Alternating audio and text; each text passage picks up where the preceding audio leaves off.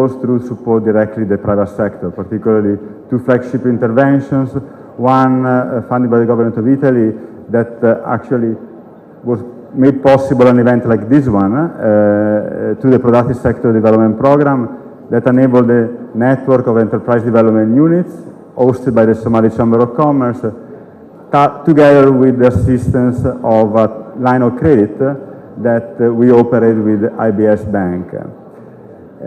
A second flagship program that we launched last year, funded by the European Union, that is a continuation, a spin-off actually on the Italian funding project with the Chamber of Commerce, supporting the business incubator ecosystem with 3 incubators, 2 in Mogadishu, iRise and Simad iLab, and Harab in Hargeisa, that look at the more innovative part of the doing business, supporting in particular younger generation of entrepreneurs that are approaching the market in this way.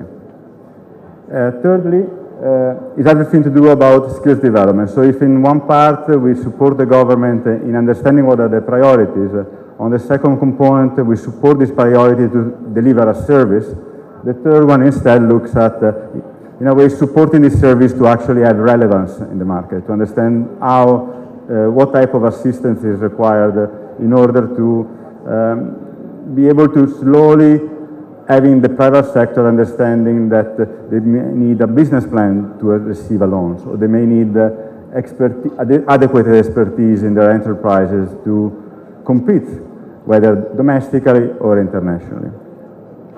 For that, we particularly thank our partners and donors. I put one in this presentation that have made the presence of UNIDO in Somalia capable of organizing an event like this today.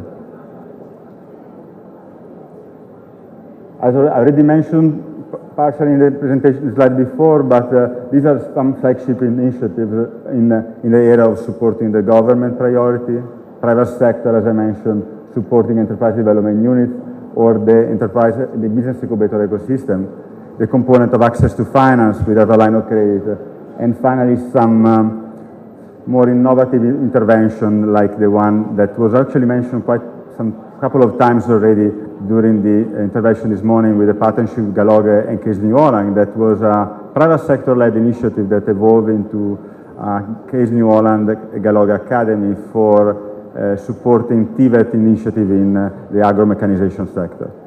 And a recent initiative in the water desalination space where actually we are installing and piloting an initiative for purifying salty water from a borehole and then given for productive use in a community in Puntland.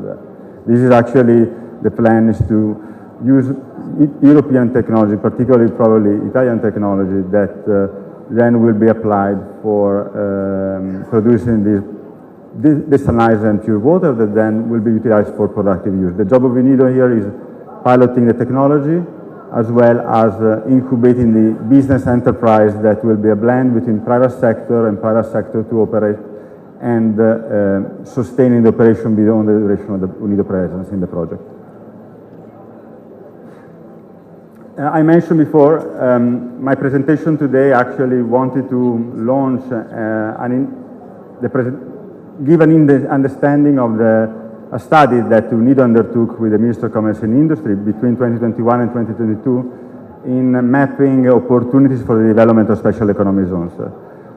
All of you in your tote bag, you will have a QR code. You will be able actually to download the report. The executive report is available for the public to study and learn a little bit more. So what I will do here is mainly provide you a very quick and general overview, and not to take much time from your lunch, actually. The support this is a direct support that UNIDO provides to the Minister of Commerce and Industry as part of the Productive Sector Development Program. What we did is simply trying to understand what are areas across Somalia that when identified, can and supported through some kind of infrastructure in the productive sector, for example, energy, lending, zoning, land preparations, as simple as that, or as well as some additional level of services like chilling solution or storage solution for food or logistic platforms for improving or addressing a specific need of an enterprise, if supported, can then make it easier for an enterprise to do business and reducing their cost of operations. This is a typical solution that across other African countries has been identified, that in Somalia is yet to be deployed. It's very typical, particularly between the 80s and 90s, for example, in Ethiopia, that has made great use of this tool of the special economic zone or industrial zone to develop their economy and be a driver for economic growth. The system is quite actually a simple solution, and there are many models that can be applied, from a more federal structure of coordination or a much more decentralized approach where the state government actually can manage the process. The solution that we identified in UNIDO actually is a blend of the two, where we have a policy role of the federal government, then decentralized at the federal member level, at the member state level, to promote and engage with the private sector. And this constant circulation of engagement with the private sector that you see in the graphic there, that constantly trying to keep informed the project and the engagement that is required to make the project successful at the end. Just very briefly, and not bother you too much text, special economic zones, the definition is changed depending on the country. There's a generic definition that we can define as a space, a land-defined area that is then allocated for private sector to do business. As simple as that. We can complicate it even further by adding the component of legislation and tax-free. That is becoming most likely a free zones or a free economic zones related to the component of taxation. But that type of zones consider an element also of specifically designed for trading purposes. So factory that is only producing for the export market. If instead we are trying to demonstrate a project that try to drive economic activity and drive investment, at least to stimulate a domestic economy, an approach much more simpler that put together basic infrastructure that are of need to the private sector is enough. And this is probably the gradual step that in our engagement with the partners in Somalia and the private sector, the government we identify as the ideal solution in the interim.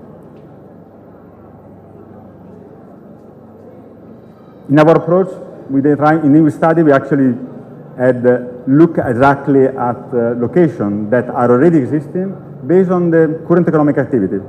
So we identified what are the economic output of these areas, what are the competitive advantages in terms of value addition and activity that is already, and production activity is already happening on the ground as of today, without infrastructure, or without additional element infrastructure or definition of special economic zones. And what is the private sector presence?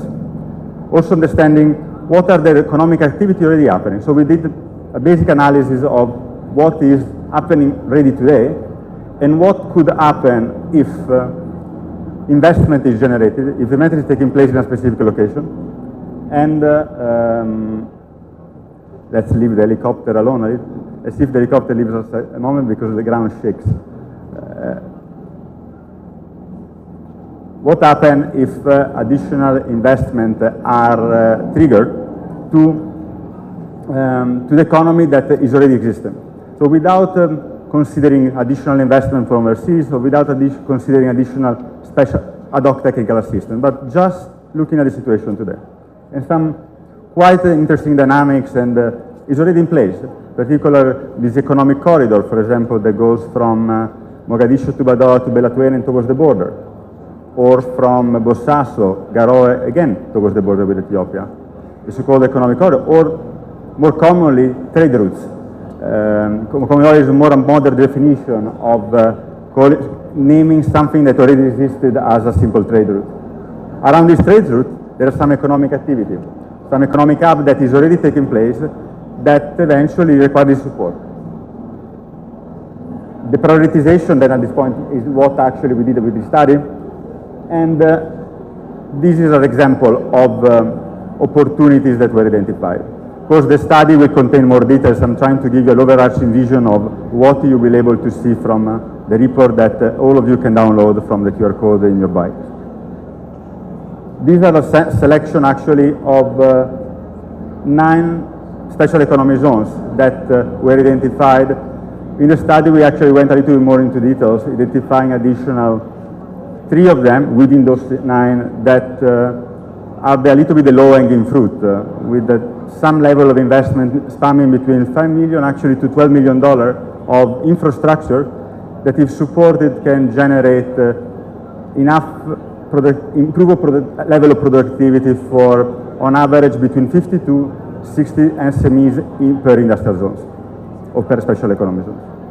So we have actually quite a number of these locations in the area of Mogadishu, of course, because identified being one of the main starting point, or different actually, of those trade routes that you see in this slide, as well as the typical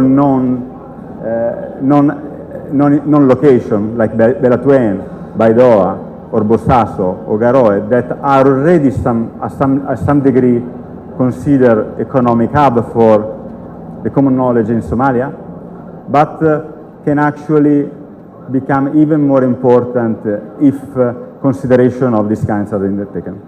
This is what we're proposing here, is simply a change of narrative and a better analysis on how investment in those specific locations should be triggered, without creating too much limitation on the definition, but keeping the definition wide enough to at least start attracting enough that investment that are required to see some positive change in the private sector.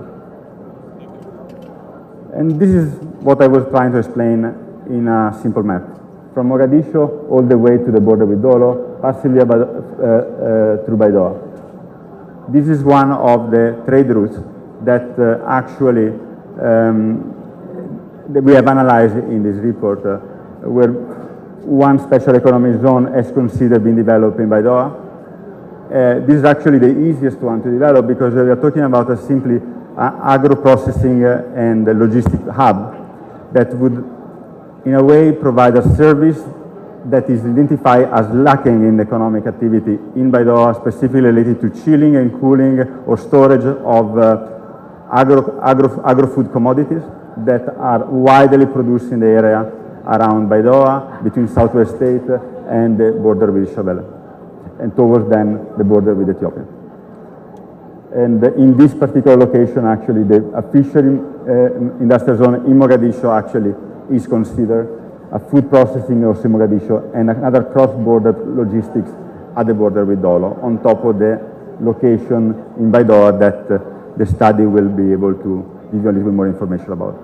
I'll stop here, and I'd like to thank you actually for the listening and for coming to the Somalia Economic Conference. It's been a pleasure. Thank you.